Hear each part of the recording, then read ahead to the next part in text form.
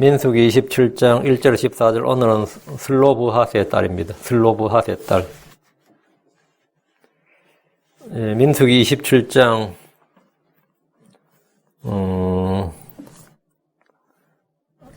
8절입니다. 민수기 27장 7절이겠습니다. 민수기 27장 7절입니다.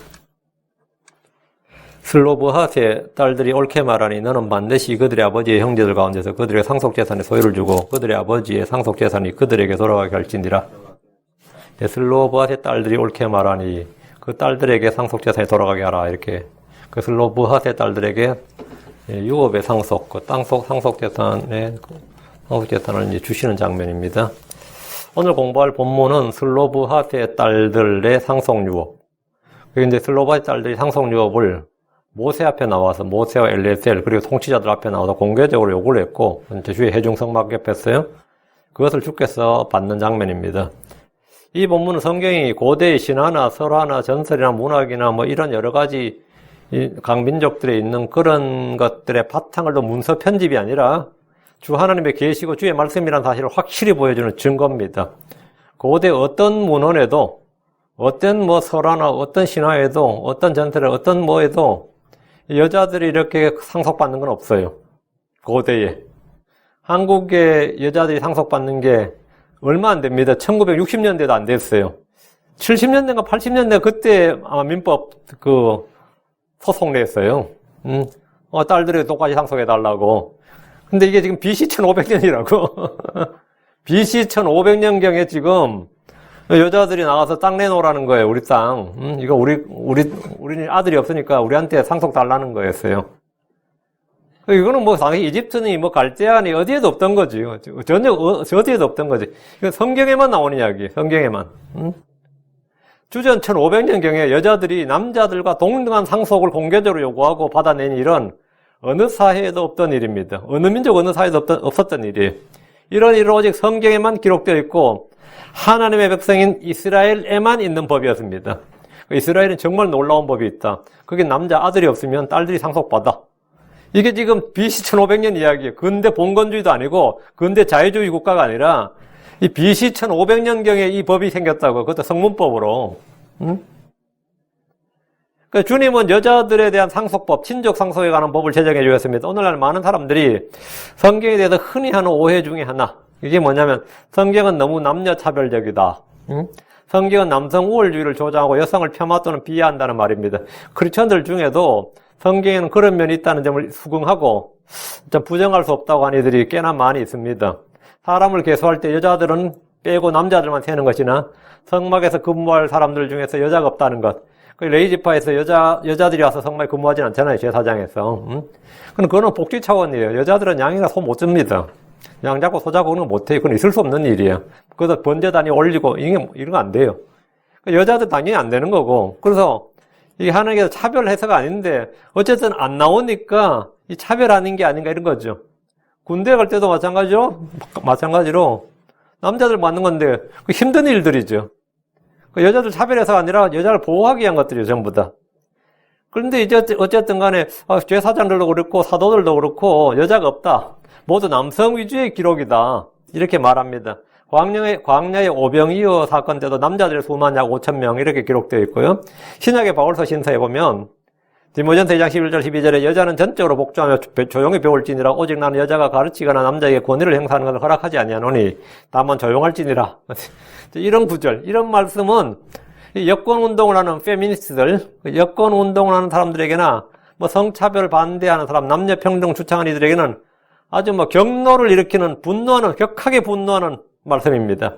가정 내에서 부부간의 문제도 성경은 에베소서 5장 22절에 아내들아 너희 남편에게 복종하기를 죽게 하더라 했고, 에베소 5장 24절에 그러므로 교회가 그리스도께 복종하던 아내들도 모든 일에서 자기 남편에게 복종할지니라 이렇게 말합니다. 성경에는 이런 말씀이 이렇게 한 구절 두 구절에 여러 번 나옵니다. 반복해서 나와요. 골로새서 3장 18절에 아내들아 너희 남편에게 복종하라 그것이 주 안에서 합당하니라. 이것은 교회 내에서 가르치는 주님의 건전한 교리이지만 이 시대의 많은 이들이 이 견디기 힘들어하는 말씀 중에 하나입니다. 남녀평등 시대에 이 가정에서 딱 교회에서 잠잠하라 조용하라 복종하라 이게 뭐 어불성설이지 말 같지 않은 소리다. 이게 말이 되느냐. 지금이 봉건 시대냐, 뭐 이조 시대냐, 이런 반발도 있습니다. 베드로전서 3장 1절에 아내들아 이와 같이 너희도 너희 남편에게 복종하라 이렇게 하는데, 이와 같이 이 말은 이와 같이 너희도, 이 말, 이와 같이가 뭐예요? 이 말은 사라가 아브라함을 주라 부르며 복종한 것처럼 복종하라 이 말입니다. 성경은 남녀의 차별이 아니라 남녀의 차이를 가르칩니다. 여자는 약한 그릇입니다. 여자는 남자를 위해 창조되었습니다. 그러나 이 사실을 인정하지 않는 이들이 많습니다. 지금처럼 뭐 남녀 평등을 주창하는데, 하도 남녀 평등을 주창하니까 이 학교 초등학교 교실에서 남자애들이 왜 우리는 화장실에서 제육복 갈아입고 여자들은 교실에서 갈아입느냐? 남녀 평등이다. 너희도 화장실 가서 갈아입으라. 이래 된 거예요. 선생님이 뭐 할 말이 없는 거지. 그래서 실제로 그렇게 돼버렸어요. 어느 회사에서 왜 숙직을 남자만 서냐? 여자도 숙직 서라 해가지고 결국 숙직을 여자도 서게 되는, 그 여자들이 밤에 숙직 선다 그러면 도둑들 좋아하지. 오늘은 여자가 숙직이라네. 그런다고. 응? 오늘은 여자가 숙직이야. 이 회사 오늘 여자가 경비야. 그럼 도둑들 좋아하죠. 여자가 숙직이라고 하면 얼마나 좋아. 뭐 이런 시대, 이런 거예요. 장교는, 여자는 장교로 복무하는데 왜 사병을 왜 못 갔느냐. 이래버리니까. 그렇죠. 여자 장교 있거든요. 이제 이화여대도 ROTC가 있어요. 그 장교는 되는데 이등병은 왜 못 가는데 장교는 더 힘든 건데 여자도 가라고 뭐 이래 되니까 그 스스로 남녀 평등 주창해 가다가 피 보는 거예요, 사실은. 뭐 그 덕 볼 것 같죠? 덕 보는 거 없습니다. 한 피 보는 겁니다. 고린도전서 11장 8절 9절에 성경은 뭐라 그러냐? 남자가 여자에게서 나지 아니하고 여자가 남자에서 났으며 남자가 여자를 위해 창조되지 아니하고 여자가 남자를 위해 창조되었나니. 이런 말도 이제 뭐 황당한 말이다 말이에요. 성경은 여자가 남자를 위해 창조되었다 이렇게 말합니다. 그럼 이런 말씀이 정말 여자들을 비하하고 남자들보다 열등한 존재냐? 남성 우월주의를 가르치느냐? 그건 아니다 말이에요. 그 다음 구절 전혀 그렇지 않습니다. 고린도전서 11장 11절 12절 그럼에도 불구하고 이건 맞는데 여자가 남자를 위해 창조되었다는 것은 성경에 창세기 있는 기록이 맞단 말이에요. 아담을 위해서 여자가 만들어진 거예요. 그건 맞는데 그럼에도 불구하고 이 말은 뭐예요? 역접이에요. 그럼에도 불구하고 주 안에서는 여자 없이 남자가 있지 않냐고 남자 없이 여자가 있지 않냐니 여자가 남자에서 난 것 같이 남자도 또한 여자로 말미암아 났느니라. 그러나 모든 것이 하나님에게서 나느니라. 이 말은 뭐예요? 동등이다 이 말이지. 차별 없다 이거예요. 주 안에서는 여자 없이 남자 있지 않고 남자 없이 여자가 있지 않다. 그러니까 그리스도 안에서는 남자나 여자나 차별 없다. 모든 것이 하나님에게 나느니라. 그러니까 아담도 하나님이 지었고 여자도 하나님이 지었다 이거죠. 여자는 아담이 지은 게 아니다 말이에요. 둘 다 하나님이 지었다 이거예요. 갈라디아 3장 28절 거기에는 유대인이나 그리스인이 없고 매인녀나 자유론자가 없으면 남자나 여자가 없나니 너희는 다 그리스도 예수님에서 하나이니라. 이게 성경의 남자와 여자, 아들과 딸 이것은 가르침이죠. 성경에 분명히 그리스도 안에서 또 주 안에서 남자나 여자가 없다. 남자나 여자가 따로 없다. 구분이 없고 차별이 없다. 이렇게 다 하나다. 이렇게 말합니다. 이거는 뭐 명시적으로 기록된 거니까 뭐 다른 해석이 필요치 않는 거죠. 해석이 필요치 않단 말이에요. 주께서 여인들을 대언자로 부르셨습니다. 주를 따르는 제자들, 사도들은 남자들이었지만 그분의 부활을 목격하고 증언한 이들은 여자들이었습니다. 여자들이 주를 따르면서 주를 섬겼습니다. 복음서에는 주께서 남자들보다 여자를 더 많이 상대하셨습니다. 여자들에 관해서 하신 일이 더 많이 기록되어 있습니다. 특히 누가복음이 그렇습니다. 그래서 그 여인들의 복음서라고 불리는 겁니다. 오늘 공부할 이 슬로보아세 딸들에 관한 기록은 구약에서 주께서 아들과 딸, 남자와 여자를 동등하게 대하시는 주 하나님의 은혜를 잘 보여줍니다. 광야 인구조사를 통해 므낫세의 4대 소년 슬로보아시, 아들들이 없자 슬로보아시 받아야 할 상속 유업을 어떻게 할 것인가, 즉 상속 유산 상속에 관한 겁니다. 각 지파별로 가족별로 땅을 나누는데 요셉의 7대 손에서 아들이 없이 딸들만 나오는 집안이 하나 있었는데 그게 요셉은 아들이 둘이었으니까요. 그 요셉의 아들이 이제 므낫세죠. 므낫세에서 헤벨, 다음 길앗, 마길, 슬로보아스로 이어지다가 이 슬로보아스에서 이제 인구조사를 했는데 슬로보아스는 광야에서 죽었다고. 왜? 갈렙과 여호수아 빼고는 다 죽으니까. 근데 인구조사는 슬로보아스의 가족으로 조사를 하니까 슬로보아스는 아들이 없었던 거예요. 여기서 이제 문제가 터진 거예요. 그 상속재산을 나눌 때 슬로보아시 받은 상속유업이 있는데 문제는 그에게 아들이 없었기 때문에 인구조사에서 그 가족이 계수되지 못했습니다. 일단 슬로보아시 상속유업을 받은 후에 그 자식들이 땅을 상속받아야 되는데 아들이 하나도 없기 때문에 상속재산을 줄 것인가 말 것인가 이런 문제가 있었습니다. 이미 민수기 26장에서 민수기 26장 3절에 헤벨의 아들 슬로보앗은 아들이 없고 딸뿐이었는데 슬로보앗의 딸들의 이름은 말라와 노아와 호글라와 밀가와 다르사더라. 이렇게 나옵니다. 여러분 5딸이 나오죠. 말라, 노아, 호글라, 밀가, 디르사 이렇게 5명의 딸이 있고 아들은 하나도 없었습니다. 인구조사하다 보니까 아들이 없는 집이었단 말이죠. 아들이 하나도 없는 집이었다. 이 집이. 그 민수기 27장은 특별히 26장과 33절에 나오는 이 여자들의 상속 문제를 따로 다루고 있습니다. 이는 앞으로 이스라엘 땅에서 이런 일이 있을 때를 대비해서 마련된 영구한 법을 주시기 위해서입니다.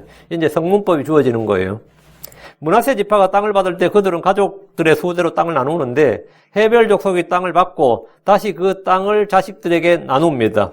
그렇죠? 그 헤벨 가문이 땅을 받아서 헤벨이 자기 자식들에 주는데 이 슬로보아스이 자식이 없으니까, 아들이 없으니까 슬로보아스에게 가야 될 송폐한 땅 분배 문제. 문제는 이미 광야에서 슬로보아스이 죽어버렸고 그에게는 아들이 없었다는 겁니다. 다른 집도 모두 슬로보아스처럼 광야에서 아버지들이 죽었지만 아들들이 아버지 이름으로 받은 땅을 상속받았습니다. 슬로보아스의 딸들은 죽은 아버지의 상속요법을 자기들에게 달라고 요구를 했습니다. 율법에 따르면 땅은 하나님이 주신 상속재산이고 다른 이에게 팔지 못합니다. 레위기 25장 23절에 땅을 영원히 팔 수 없나니 땅은 내 것이니라. 너희는 나그네여 나와 함께 먹는 자니라. 하나님 주신 땅은 반드시 받은 자들이 지켜야 합니다. 하나님은 슬로보아스의 상속재산을 그의 딸들에게 주라고 하셨습니다. 슬로보아스의 딸들에 대한 기록은 민수기에서만 이게 몇 번 나와요. 26장에 한 번 나왔고 지금 27장에는 통째로 나오고 민수기 36장 2절에 보면 이르되 주께서 내 주에게 명령하사 이스라엘 자손에게 그 땅을 제비 뽑아 상속재산으로 주게 하셨고 또 주께서 내 주에게 명령하사 우리 형제 슬로보아스의 상속재산을 그의 딸들에게 주게 하셨나이다. 이러면서 가나안 땅 정복전쟁 때 끝나 땅을 달라고 이거 땅을 내놓으라 이거예요. 슬로보아스의 딸들은 이 상속재산을 받는 대신에 이 땅을 지키기 위해서 시집을 갈 때 아버지의 지파 가족에게만 그 아버지 지파의 그 가족에게로만 시집을 가야 됩니다. 민수기 36장 6절 슬로보아스의 딸들에 관하여 주께서 명령하신 것이 이것이니라. 이르시되 그들은 자기가 가장 좋다고 생각하는 사람에게로 시집 가려니와. 시집 가는 것은 자유다 이거요. 오직 그들의 아버지 지파의 가족에게로만 시집 갈지니라. 그 땅이 다른 지파로 가지 못하게 하는 거죠. 이제 땅이 다른 지파로 이제 이동하지 못하도록 이제 땅을 이제 유업을 지키게 한 겁니다. 이것은 그 가족이 주신 상속재산을 지키기 위해서입니다. 이스라엘은 자기 조상들이 주신 상속재산을 차지하면 그것을 지켜야 했습니다. 주께서 주신 상속재산이 이 지파에서 저 지파로 움직이지 않도록 하셨습니다. 민수기 36장 9절 그 상속재산이 이 지파에서 저 지파로 움직이지 않게 되며 이스라엘 자손의 지파들에 속한 사람이 저마다 자기의 상속재산을 지키게 되려다. 자기의 상속재산을 지키라 이거예요. 그 지파별로 땅이 움직여서는 안 된다는 거죠. 그 성경의 토지 분배, 땅의 상속에 관한 규례들을 보면 이스라엘은 최소한 이 땅 투기 문제나 부동산 문제는 있을 수가 없습니다. 부동산 문제, 뭐 집값 문제, 요즘 한국에도 제일 큰 문제가 뭐예요? 다른 건 사람들 별 관심 없어요. 다른 문제는 별 관심 없고 땅 문제, 주택 문제예요. 땅 문제도 지금 그렇게 큰 문제는 아닌데 주택 문제죠. 응? 주택 문제로 막 하도 집값이 뛰니까 지금 캘리포니아도 집값이 막 너무 뛰고 있잖아요. 너무 뛰니까 이 부동산 문제가 늘 문제다. 근데 이스라엘은 전 국민이 토지를 소유한 지주들입니다. 전 국민이 다 지주예요. 이스라엘은 모든 백성이 자기 땅, 자기 집, 자기 밭을 소유했고 약한 자가 하나도 없었습니다. 가나안 땅에 세워진 이스라엘은 신정일치 체제의 가장 이상적인 국가였고 하나님은 모든 사람들에게 공평하게 땅을 분배해 주셨습니다. 그리고 그것을 영구한 재산으로 주셨어요. 자, 본문을 보겠습니다. 1절입니다. 그때 요셉의 아들인 므낫세의 가족들에 속한 자들 중에 헤벨의 아들이요 길앗의 손자요 마길의 증손이요 므낫세의 사대손인 슬로보아스의 딸들이 나오니라. 그의 딸들의 이름은 이러하니 곧 말라와 노아와 호글라와 밀가와 디르산이라. 요셉의 아들 중에 장자가 므낫세입니다. 물론 장자권은 에브라임에게 갔지만 므낫세가 출생 순서로 어쨌든 장자고 므낫세의 가족들 중에 헤벨의 아들이요 길앗의 손자요 마길의 증손이자 므낫세의 사대손인 슬로보아스이 있었습니다. 슬로보아스는 딸부자라고 딸만 다섯이었어요. 딸만 다섯 두었고 아들이 하나도 없었던지라 인구조사를 마치자 그들은 모세 앞으로 나왔습니다. 인구조사가 단지 군대를 개수하는 것 외에 땅을 분배하는 상속을 목적으로 했기 때문입니다. 슬로보아스의 딸들이 나오니라 이랬는데 이들은 아버지가 아들이 없다는 이유로 상속에서 제외되는 것은 부당하다.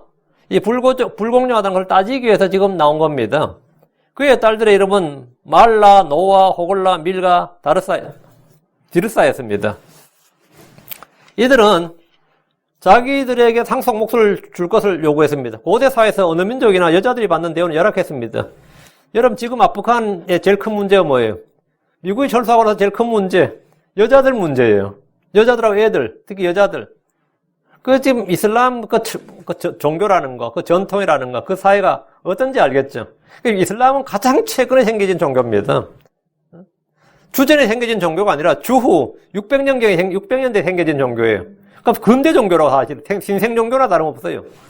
그런 상당히 진보적이고 어떤 그런 종교가 되잖아요, 그죠?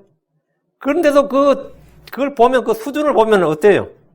그 수준을 보면 여자는 인간 취급을 거의 안 한다고. 또 그러면 그 쉴드 친 사람들이 코란을 잘 몰라 그러니 이슬람이 몰라 그러니 그런데 그게 그때 지금 현실이라고. 그 어느 민족이나 어느 나라나요.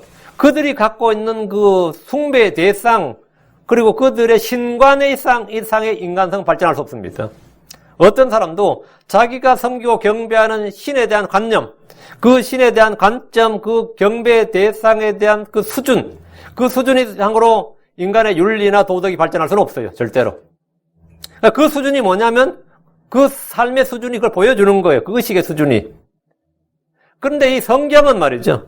여자들이 언제나 남자들과 동등하게 나옵니다. 언제부터?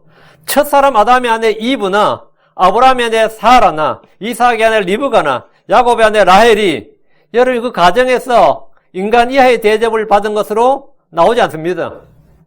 사라가 어땠어요? 상당히 주체적이었어요. 아브라함을 주라고 부르며 순종했다고 성경에 나오는데 어떻게 보면 사라가 뭡니까? 이스마엘 쫓아냈다고요. 응? 상속 재산 못 나눈다고. 사라가 굉장히 능동적이고 주체적이지. 그 가정에서 사라가 완전히 찍소리도 못하고 인간이야 대접을 받았다. 그런 거 아니라고. 응? 아브라함이 오히려 사라 말 듣는 장면이 자주 나온다고요. 그렇죠? 리브가 어때요? 이삭한테 꼼짝도 못했던 것 같아.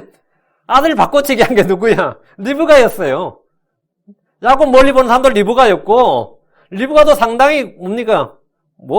집안에서 아무것도 못한 사람 아닙니다. 굉장히 능동적이고 적극적이고. 라헬 어떤 것 같아요? 야곱 잡고 살았다고.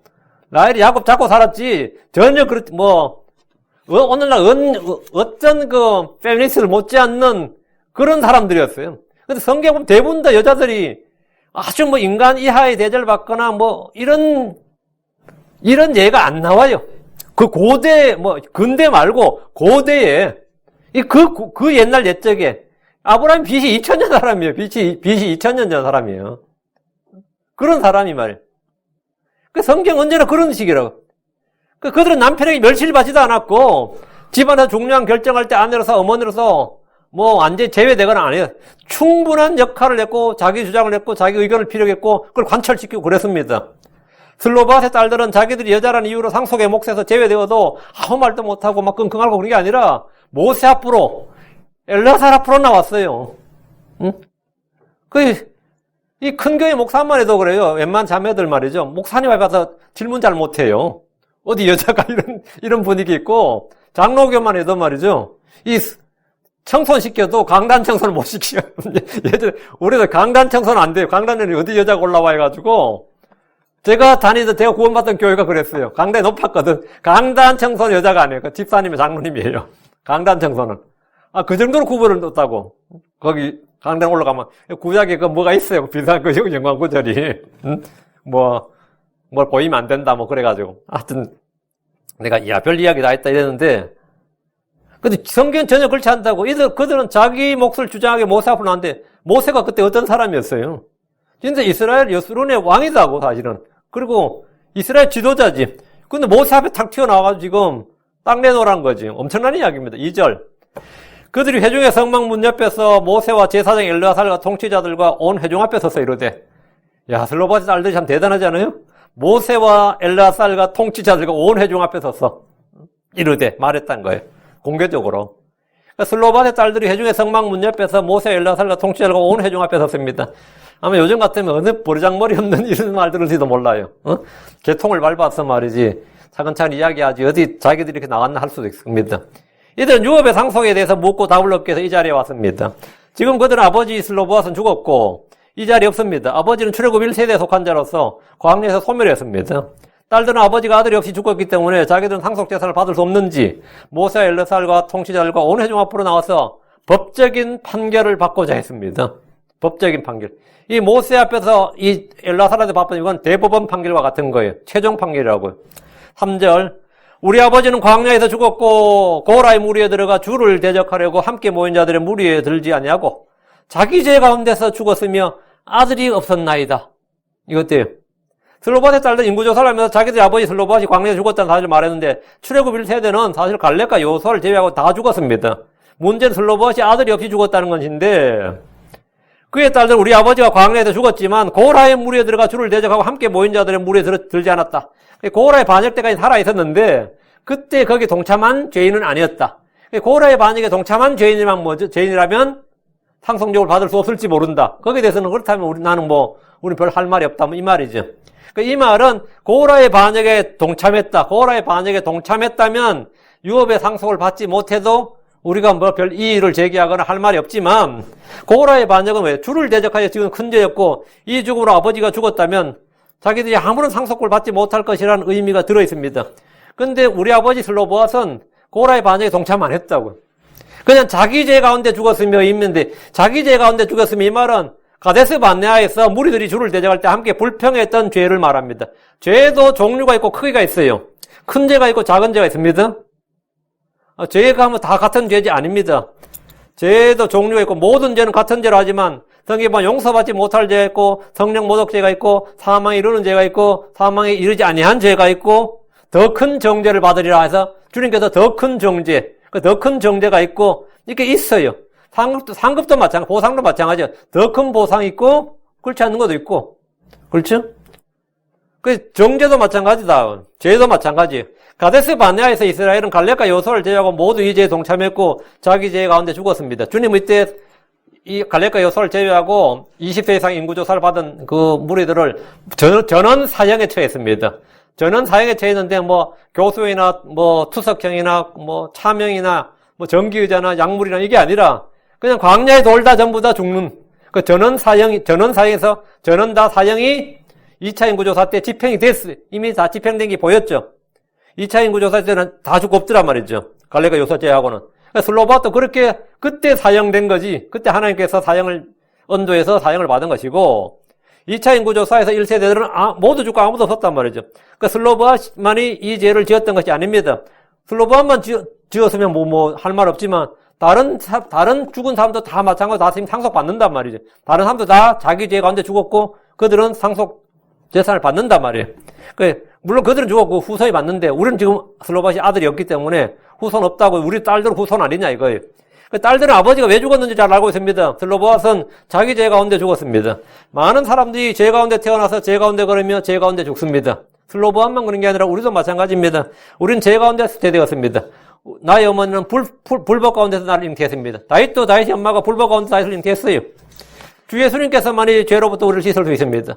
그분의 피가 우리를 깨끗하게 합니다. 주 예수님 우리의 죄를 제거하러 오셨습니다. 광야의 백성들은 불신과 불평으로 주의 징계를 받아 모두 소멸했고 이 세대들은 누구나 이 사실을 자기들이 직접 목격했고 아는 사실이었습니다. 4절 그러나 그에게 아들이 없다고 우리 아버지 이름이 어찌하여 그의 가족 가운데서 삭제되어야 하리까? 그러므로 우리 아버지 형제들 가운데서 우리에게 소유를 주소서. 슬로바도 형제가 있잖아요. 그래서 마찬가지로 우리한테도 그리 달라고 인구조사에서 전쟁에 나갈 수 있는 20세 이상의 남자들을 계수했기 때문에 딸들만 있는 이 집안은 아버지 슬로바스의 이름이 아예 없어지게 되었습니다. 딸들은 아버지가 므낫세 지파의 한 일원인데 아들이 없다는 이유로 아들이 있는 형제들과 달리 상속을 받지 못한다면 아버지 이름이 그의 가족 가운데 삭제됩니다. 그래서 딸들이 우리 아버지 형제들 가운데서 우리에게 소유를 주소서라고 했습니다. 처녀 딸들이 상속을 받게 되면 결혼 후에는 남편들을 통해서 아버지 이름이 남게 됩니다. 이때 남편은 이런 경우에 이제 남편은 자기 아버지의 그 친아버지 아들이면서 동시에 장인의 아들, 그 처가의 일원이 됩니다. 근데 성경에 이런 얘기가 굉장히 많습니다. 5절입니다. 모세가 그들의 사정을 주 앞으로 가져가니라. 이 문제는 모세가 혼자 결정할 수 있는 문제가 아니었고 제사장들이나 통치자들이 의논해서 결정할 문제가 아니었습니다. 땅은 주의 것이고 주께서 분배하라는 명령에 따라 하는 것이기 때문에 모세는 그들의 사정을 주 앞으로 가져갔습니다. 우리는 해결할 수 없는 문제나 알 수 없는 문제나 어렵거나 불가능한 문제가 있을 때 그것을 주 앞으로 가져가야 됩니다. 주 앞으로 가져가지 않고 끼리끼리 모여서 해결하려고 그러면 언제나 불평불만 세력이 나와요. 집사들 다 모여보세요. 회중들 다 모여보세요. 그럼 의견이 속출하지 뭐. 다 같이 생각이 다 있는데 주 앞으로 가져가야 됩니다. 하나님은 문제 해결자십니다. 주님은 판단의 하나님이십니다. 우리는 우리의 사정을 주께 알려지게 하고 맡겨야 됩니다. 욥기 5장 8절에 나는 하나님께 구하겠고 내 사정을 하나님께 맡기리라 한 대로 우리는 하나님께 구해야 되고 하나님께 맡겨야 됩니다. 모세는 그들의 사정을 주 앞으로 가져갔고 주님께 맡겼습니다. 6절 주께서 모세에게 말씀하여 이르시되 주님께 구하고 주님께 맡기면 어떻게 되느냐. 주님은 말씀하신다, 대답하신다, 응답하신다. 주께서 모세가 가져온 그들의 사정을 들으시고 말씀하셨습니다. 주 하나님은 응답하시는 분이십니다. 불러도 대답 없는 이름이 아니단 말이죠. 바알은 어때요? 불러도 대답 없는 이름이라고요. 여러분이 섬기는, 이 세상 사람들이 섬기는 신들은 불러도 대답 없는 이름이에요. 주 하나님은 응답하시는 하나님입니다. 하나님은 살아계시며 우리의 사정을 살피시기에 무엇이든지 물으면 그에 대한 답이 있습니다. 우상들은 답이 없습니다. 불교의 성녀들은 아무리 연부를 해도 석가모니에게 답을 들을 수 없습니다. 왜요? 그들은 스스로 답을 구하고 찾을 뿐이지 그들 연부를 하든 좌선하든 면벽을 하든 스스로 답을 구하고 찾을 뿐이에요. 그들 답을 구한다 구도자라 그러잖아요. 응? 유림들은 아무리 경전을 외워도 공자나 맹자에게 답을 얻지는 못합니다. 사당에서 향을 피우고 아무리 절을 해도 답을 얻을 수 없습니다. 그들은 자기들이 한 말에 대해서 누가 질문해도 들을 수가 없고 답할 수 없습니다. 왜 그렇습니까? 석가모니는 죽고 없습니다. 공자나 맹자는 다 죽고 없습니다. 죽고 없기 때문에 답을 못하는 거예요. 하나님은 살아계십니다. 예수 그리스도는 전에 십자가에 못 박혀 죽으셨으나 지금 살아있고 영원히 살아계십니다. 계시록 1장 18절에 나는 살아있는 자라 전에 죽었으나 보라 내가 영원뭉토록 살아있노라 하면 전에 죽었으나 보라 내가 영원뭉토록 살아있노라. 주님은 살아있단 말이에요. 나는 살아있는 자라. 하나님은 리빙 갓이 나의 하나님은 기도를 들으시고 사정을 들으십니다. 주께서는 말씀하시고 대답합니다. 주께서는 모세가 들고 온 그들의 사정에 대해서 들으셨고 말씀하셨습니다. 7절입니다. 슬로브아의 딸들이 옳게 말하니 너는 반드시 그들의 아버지 형제들 가운데서 그들의 상속재산의 소유를 주고 그들의 아버지 상속재산이 그들에게 돌아가게 할지니라. 그러니까 주께서 슬로바의 딸들이 옳게 말한다고 인정하셨습니다. 슬로바의 딸들이 옳게 말하니 여기 온다. 옳게 말하니 이게 굉장히 중요한 말이에요.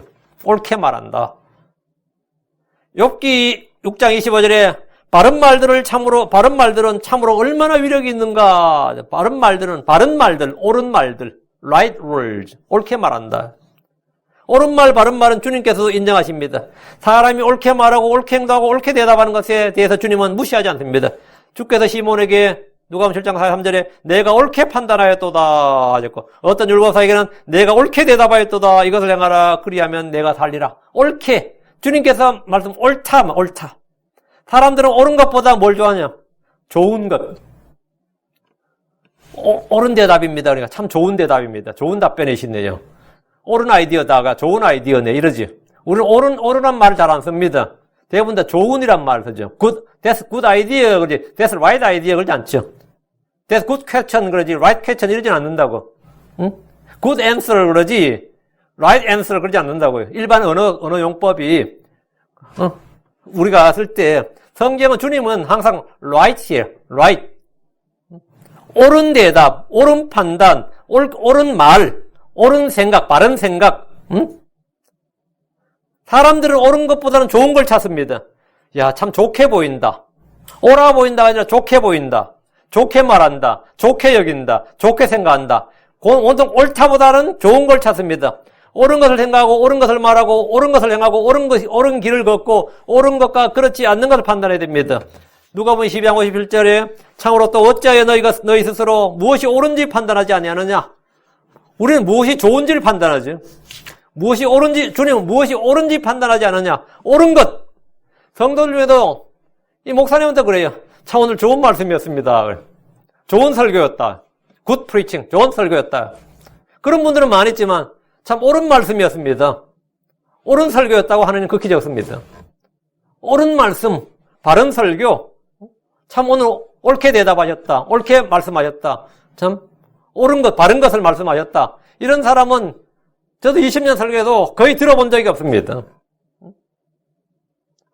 좋은 설교였다. 이런 말은 뭐 가끔 듣는데, 좋은 말씀이었습니다. 좋은 말씀이었다. 네, 옳은 말씀이었다. 옳은 말씀이었다. 이게. 사도행전 4장 19절에 그러나 베드로와 요한이 그들이 응답하여 이르되 너희 말을 듣는 것이 하나님의 말씀을 듣는 것보다 하나님의 눈앞에서 옳은지 너희가 판단하라. 옳은지, 좋은지 판단하라가 아니에요. 하나님 눈앞에서 옳은지 너희가 판단하라. 우리는 옳고 그름을 판단합니다. 옳고 그름을. 이들이 슬로바의 딸들이 하는 말이 뭐냐? 참 좋게 들린다. 옳다 이거예요. 옳은 말을 했다 이거예요. 그들 옳은 말을 했다. 옳은 길을 간다. 옳은 판단했다. 올바른 생각을 한다. 주님 율법에 맞고 옳은 것을 행하라고 하셨습니다. 사람들은 좋은 것을 행하려고 그래요. 좋은 것을 원하지만 우리는 옳은 것을 택해야 됩니다. 주께서는 슬로바의 딸들이 옳게 말했다고 하셨습니다. 그러면서 답변, 너는 반드시 그들의 아버지 형제들 가운데서 그들에게 상속재산의 소유를 주라. 주께서는 딸들에게도 상속재산을 주라고 하셨습니다. 성경은 고대 어떤 관습이나 문화와 전통으로도 나오지 않았습니다. 고대 이집트나 갈대아 지역에서 여자를 인간 이하로 취급했습니다. 그러나 모세율법은 여자들을 남자와 동등하게 대하고 있습니다. 주님은 슬로바와 세 딸들에게 그들의 아버지의 상속재산이 그들에게 돌아가게 할지니라. 이렇게. 하나님은 상속재산을 주심에 아들과 딸의 구분이나 차별이 없으셨습니다. 하나님은 장녀에게만 상속해 주신 것이 아니고 모든 딸들에게 상속을 주셨습니다. 8절입니다. 또 너는 이스라엘 자손에게 말하 이르기를 사람이 죽고 아들이 없거든 너희는 그의 상속재산이 그의 딸에게 돌아가게 할 것이요. 이제 이스라엘의 영구한 법이 된 거죠. 딸들에게 돌아가게 하라고요. 이스라엘의 아들이 없는 경우 상속재산이 어떻게 될지 법이 정해졌습니다. 이것은 요즘식으로 말하면 슬로바와 세 딸들의 법입니다. 당시는 획기적인 법이었습니다. 슬로바와 세 딸들에게 예외적으로 적용된 것이 아니라 온 이스라엘 자손에게 적용되는 법이 제시되었고 이후로는 모두 이스라엘 집에는 아들들이 없이 딸만 있는 경우에도 상속에 아무런 문제가 없었습니다. 이건 왜 그래 중요하냐 이거예요. 아들 못 낳는 여자가 소박 맞을 일이 없어요.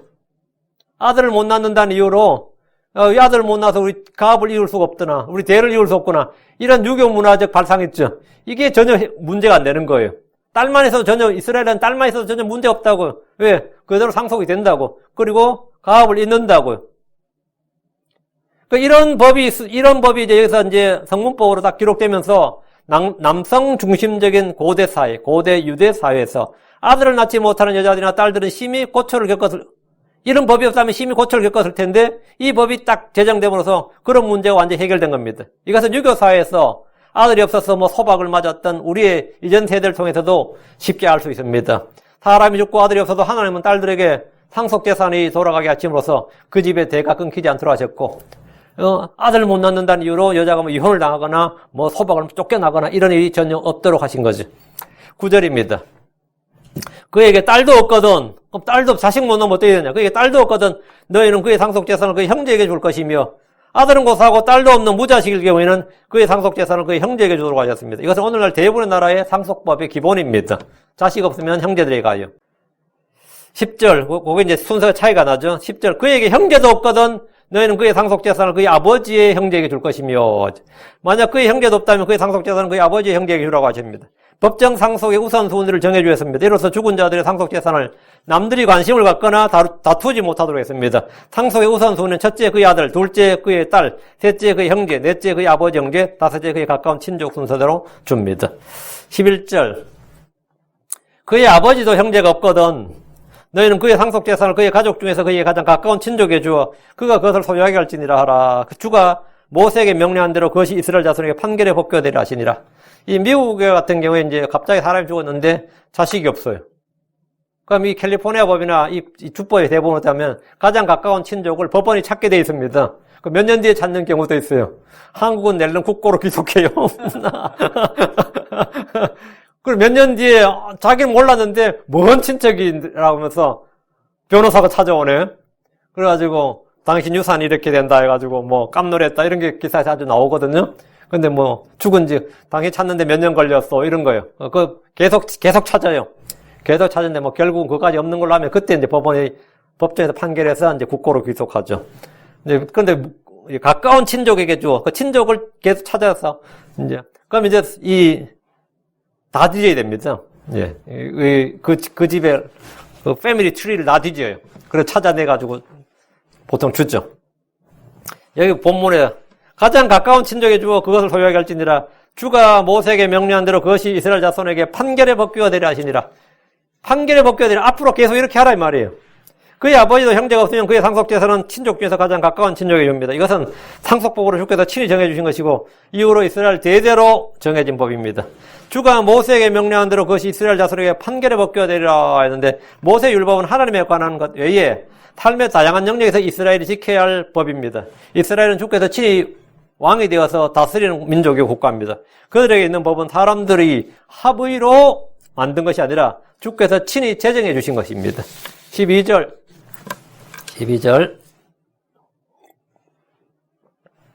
주께서 모세에게 이르시되 너는 이 아바림 산에 올라가 내가 이스라엘 자손에게 준 땅을 바라보라. 12절부터 14절은 모세의 죽음에 관한 주의 말씀입니다. 이제 모세가 이제 죽을 때가 돼서 이제 죽음을 예고해 준 거죠. 본래 주님은 이미 모세의 죽음을 무리바에서 말해줬어요. 말해줬는데 그 타이밍이 이제 언제냐? 지금이다 이거예요. 모세는 이제 출애굽의 모든 사역을 마쳤습니다. 요르단 동편까지 인도하는 40년의 여정이 모세의 역할입니다. 하나님 모세에게 아바림 산에 올라가서 하나님이 이스라엘 주신 땅을 바라보라고 그 요르단 건너편을 바라보러 가셨습니다. 아바림 산이라 우리말로 하면 아바림 산 이렇게 하면 이 산맥입니다. 호렙산 하면 호렙 산맥이거든요. 우리말로 태백 산맥처럼 단순히 한 개의 산이 아니고 큰 산맥입니다. 이 산맥은 요르단강 동편 소금바다, 그 사해바다의 북동쪽에 있습니다. 이 산맥에 비스가 산이 있고 그 산의 정상이 이름이 느보산입니다. 그래서 산이 이제 여러 개 있죠. 그러니까 이제 우리가 모세가 죽은 산 하면 보통 우리가 느보산이라고 그러는데 느보산이라고 해도 비스가 산이라고 지금 말하는 아바림 산이라고 해도 말이 다 맞습니다. 다 같은 말입니다. 거기에 아바림 산이 이제 산맥이고 아바림 산 위에 이제 비스가 산이 있고 비스가 산의 산봉우리가 그 산을 이제 비스가 산에서 산봉우리 제일 높은 산봉우리가 느보산이라고 부릅니다. 그래서 이제 느보산이라고 그러는데 이제 모세가 올랐던 게 느보산 산꼭대기까지 올랐어요. 신명기 32장 49절에 너는 여리고 맞은편 모압 땅에 있는 이 아바림 산에 올라 느보산에 이르러 내가 이스라엘 자손에게 소유로 주는 가나안 땅을 바라보라. 그 주님께서 아바림 산에 올라 있거든요. 그 아바림 산에 올라 느보산에 이르러 이래서 아바림 산에서 느보산 산에 이르러 그게 느보산이 아바림 산의 한 산임을 알 수 있는 거죠.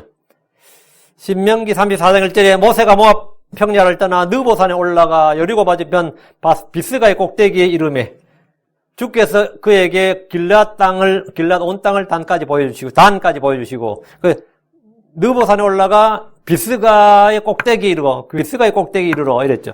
이 말씀을 통해서 느보산이 비스가의 꼭대기, 느보산에 비스가의 꼭대기 있다는 사실도 알 수 있습니다.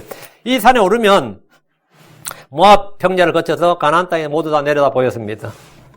느보산 정상은 가나안 땅을 볼 수 있는 장소로서 사방으로 최소 30마일 그리고 남쪽 방향으로 60마일까지 육안으로 볼 수 있다고 합니다.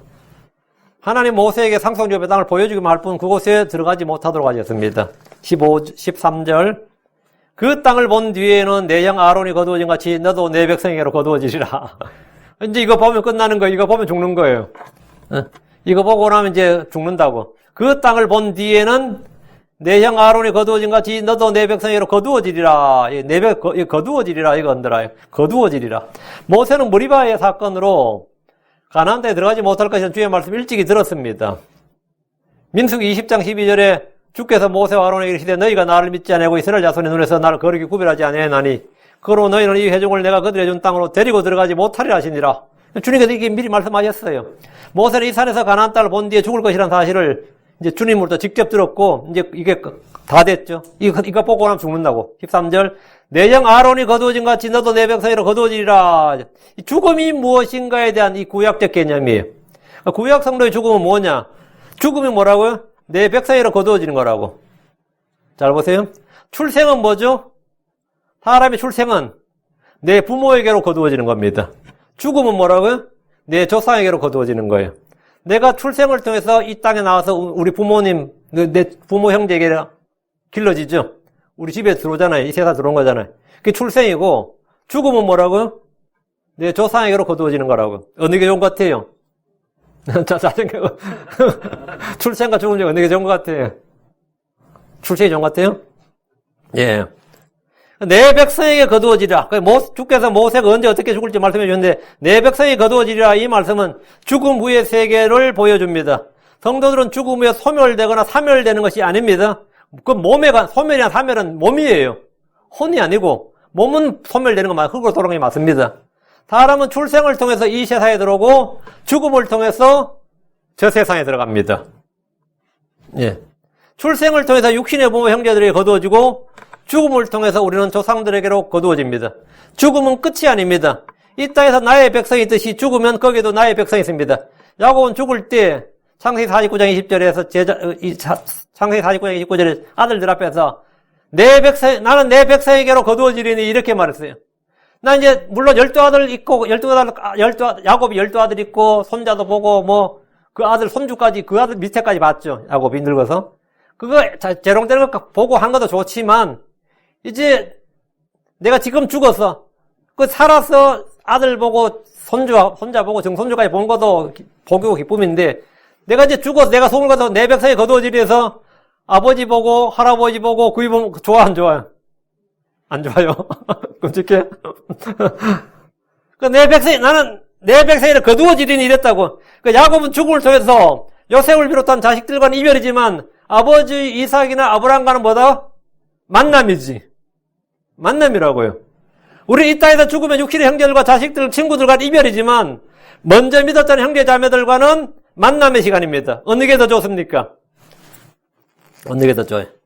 지금 자식들과 오래 사는 것도 복이지만 먼저 떠난 분들과 제외해서 사는 건 역시 복된 일입니다.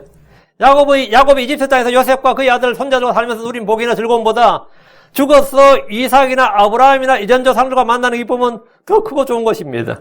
모세가 죽어서 얼마 전에 헤어진 형 아론과 누이 미리암을 만나고 이집트에서 죽었던 아버지 아므람과 어머니 요게벳을 만나고 뭐 레이도 만나고 야곱도 만나고 어때요? 요셉도 만나고 엄청 좋은 거지. 그 세상이 훌륭한 거지.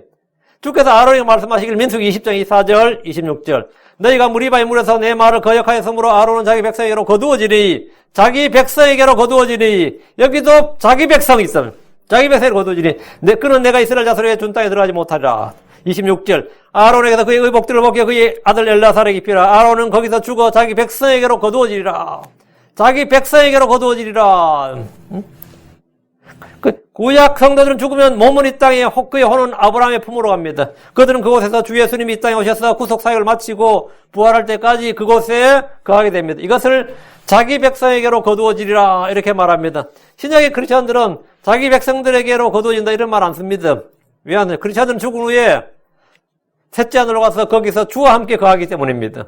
그래 주님께로 거두어지는 거지. 우리는 자기 백성에 거두어지라니까 주님과 함께 거하게 되는데 물론 거기서 우리는 다 성도를 다 만납니다. 이 땅에서 만나는 국소수에 내가 여기 뭐 라미라다 살면 아니면 여기 LA 살면 몇 명이나 보고 몇 명이나 사귀면서 살겠어요.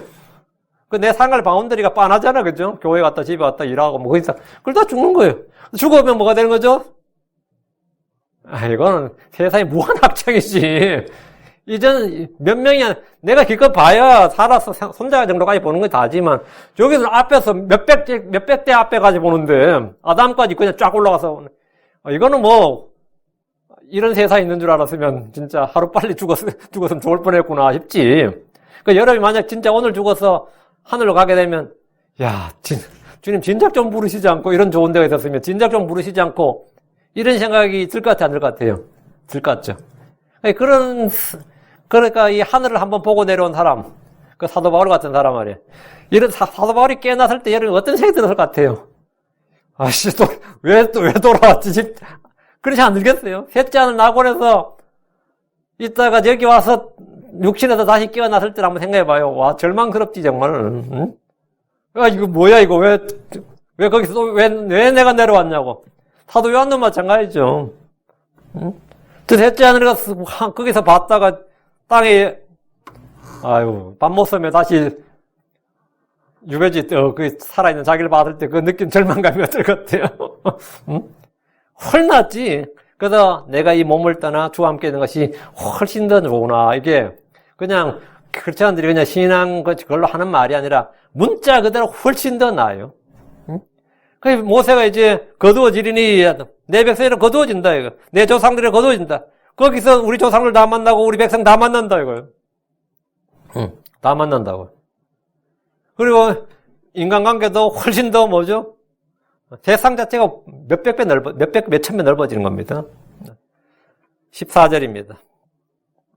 신 사막에서 회중이 분쟁할 때 너희가 내 명령을 거역하고 그 물에서 그들의 눈앞에서 나를 거리게 구별하지 아니하였느니라. 그것은 신 광야의 가데스에 있는 무리바의 물이니라 하시니라.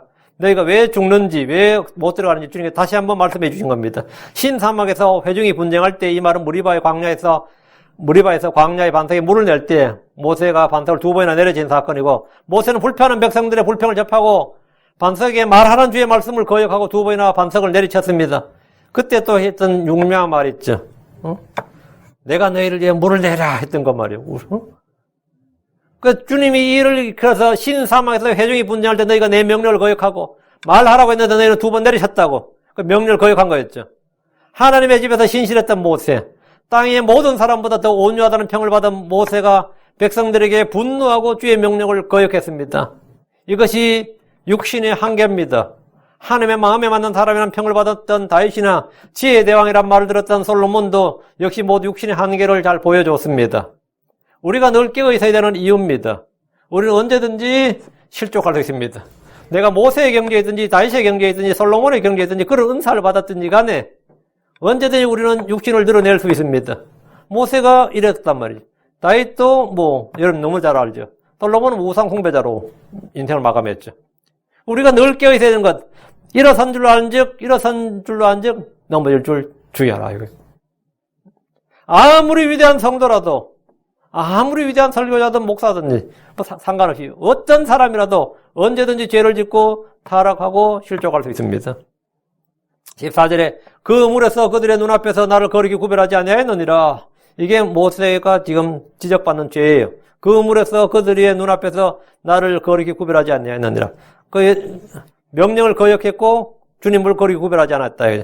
모세와 아론은 단지 밤새게 말만 하면 하나님께서 물을 내시는데 그때 말을 하는 대신 내리치면서 민수기 10장 10절에 모세와 아론이 반석 앞으로 회중을 함께 모으고 그가 그들에게 이르되 너희 반역자들아 이제 들으라. 우리가 너희를 위하여 이 반석에 물을 내야만 하리라. 이 반석에서 물을 내야만 하리라. 하나님을 거리 구별하지 않고 자기들의 의와 분노와 얼마나 열받았고 빡쳤는지를 보여준 거죠. 한마디로. 그러면서 그들에게 회중을 질책했는데 그 회중을 질책할 때 주님께서는 오히려 모세와 아론을 질책했습니다. 아론을 질책하면서 이제 이것으로 해서 너는 이제 여기서 들어가지 못하고 죽는다. 근데 죽는다는 것이 죽으리라, 흙으로 돌아가리라 이게 아니라 자기 백성에게 돌아가리라. 너희 조상들에게로 거두어지리라 이랬다는 거죠. 우리도 마찬가지로 우리도 죽음 마찬가지로 주님께로 돌아가는 것, 주님께로 가는 겁니다. 죽음이란 것은 사실은 너무나 귀한 겁니다.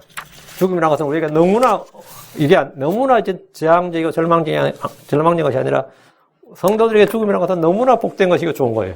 귀한 것이. 예. 우리는 이런 죽음에 대한 분명한 사생관을 확고히 가지고 있어야 됩니다. 그럴 때 이 세상은 우리에게 아무것도 아닙니다. 이 세상. 예. 기도합시다. 얼마나 좋을까, 그죠? 예. 이 땅에 태어난 날이야. 우리 생각도 없이 이 땅에 태어났잖아요. 여러분 생각이 태어났어요? 그러나 죽는 건 그렇지 않습니다. 난 죽음 이후의 일을 알면서 의식을 가지고 죽습니다. 우리 의식을 가지고 죽어요. 예, 생각 없이 죽는 게 아니라 의식을 가지고 어떻게 될지 알고 죽습니다. 그래서 우리는 주님께로 거두어진다. 예, 기도합시다.